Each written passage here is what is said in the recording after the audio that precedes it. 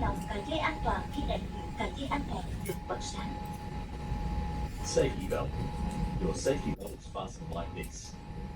It is tightened by pulling the strap, unfastened by lifting this catch. Please fasten your safety belt whenever the fasten seatbelt sign is turned on. Mặt nạ dưỡng khí.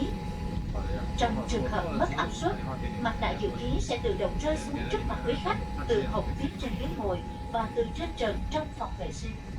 Để có dưỡng khí, kéo mạnh mặt nạ gần nhất đặt lên mũi và miệng, choàng dây qua đầu rồi thở bình thường, thắt chặt bằng cách kéo đầu dây. Nếu quý khách đi cùng em bé, hãy kéo mặt nạ cho mình trước rồi trợ giúp bé sau. Oxygen mask.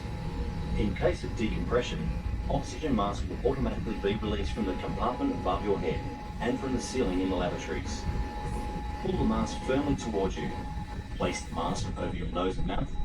Slip the headband around your head and breathe normally. Tighten it by pulling this strap. If you are traveling with a child, put on your mask first, then assist your child. Áo phao. Áo phao nằm dưới ghế ngồi của quý khách.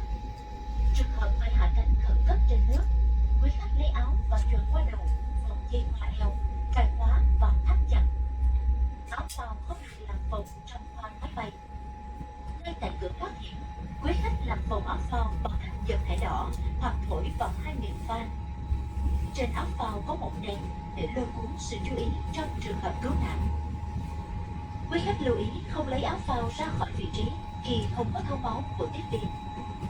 Life vest. Your life vest is located under your seat. To use it, slip it over your head like this. Bring the strap to the front and fasten the clips. Tighten by pulling the strap. Do not inflate the life vest in the aircraft. At the exits, you should only inflate the life vest